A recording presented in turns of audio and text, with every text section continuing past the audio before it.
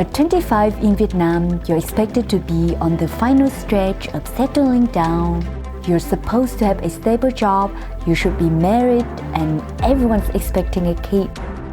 But I wanted something different.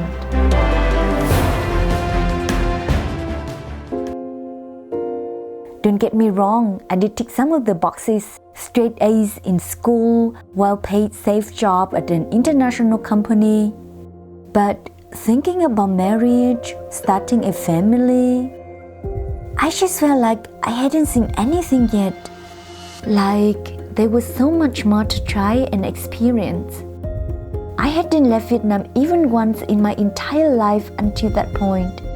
Curiosity to see what the outside world had to offer was eating me up.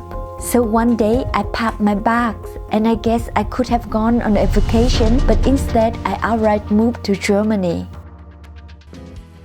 Why Germany particularly? Simply because the tuition fee was almost free. And I thought all of Europe would be the same. The food, culture, the rhythm of life. I had no idea it could differ so widely in such a small area geographically. So my lack of research would start to haunt me very soon. To make everything even more interesting, I decided to switch my career from supply chain management to marketing, just so I couldn't fall back on anything I have learned or achieved. It was literally starting over from scratch in every sense. It seemed like an exciting adventure at first. I couldn't wait to see what lies ahead. But reality hit me, and it hit me hard.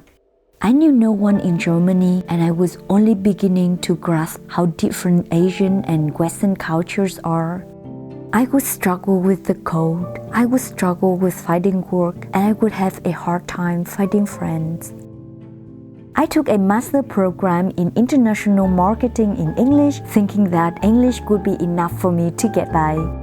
Just to check a box, I had gotten my A1 German certificate a month before arriving, assuming I would hardly need it because, everyone speaks English, right?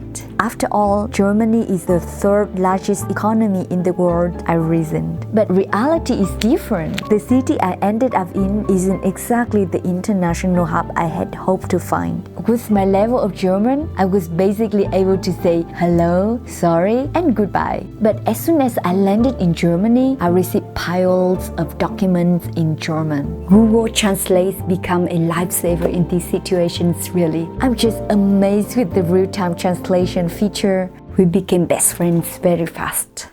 Then I discovered that Germany is so cold in every sense.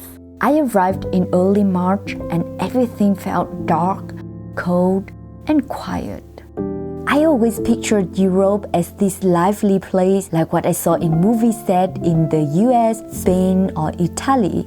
But no, it was so quiet here. There were a lot of cars on the street, but barely anybody. People didn't talk loudly. It was calm and polite, but felt so distant. I started to really miss the noise and color of life back in Vietnam. At uni, I struggled to fit in. My classmates seemed distant. No one seemed to make an effort to be friends with me. In Vietnam, people naturally include you, making you feel like part of the group. But here, it was more about independence. If you want to connect, you have to make the first move. I just learned that later.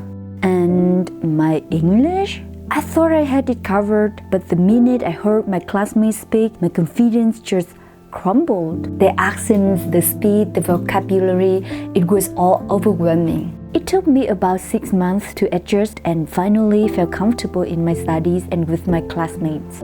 Then there was the financial stress. As a student from Vietnam, I had to keep more than 10,000 euros in my blocked bank account each year. I remember telling this to my German friends later and they were all like, wait, even a German with a full-time job would not have that amount of money lying in his bank account. Yeah, it wasn't an easy thing to do. Before I came to Germany, I blocked the money for my first year here. Half was my savings, the other half was a loan from my family and relatives. I'm forever grateful to them for their help. Thanks to their support, I got through the first year. But of course, my studies didn't end after 1 year. So after I arrived in Germany, I already had to worry about my finances for the next year. The first few months were stressful because I was only spending money. And finding a mini job was tough since my German was barely enough to get by. I was juggling the challenges of settling into a new country and the weight of my finances. My family could no longer help me.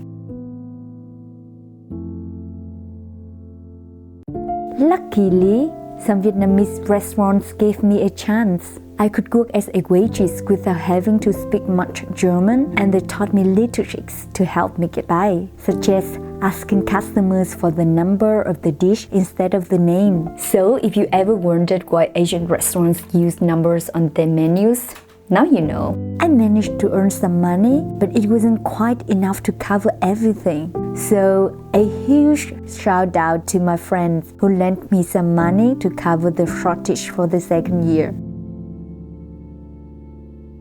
With all these struggles, I often doubted my decision. I wanted to give up. I wanted to go back to Vietnam where everything was familiar, where I had family and friends, where jobs were easier to find. But every time I felt like giving up, I reminded myself of why I had made this leap in the first place. I wanted to see the world, to experience life beyond the borders of my home country, to grow in ways I couldn't if I stayed in my comfort zone. I wanted to prove to myself that I could do it, that I could overcome the obstacles and build a new life from scratch. Determination became my guiding light. I pushed myself to learn German, to adapt to the cold, to make new friends, and to find my place in this new world. I took every setback as a lesson, every challenge as an opportunity to grow stronger.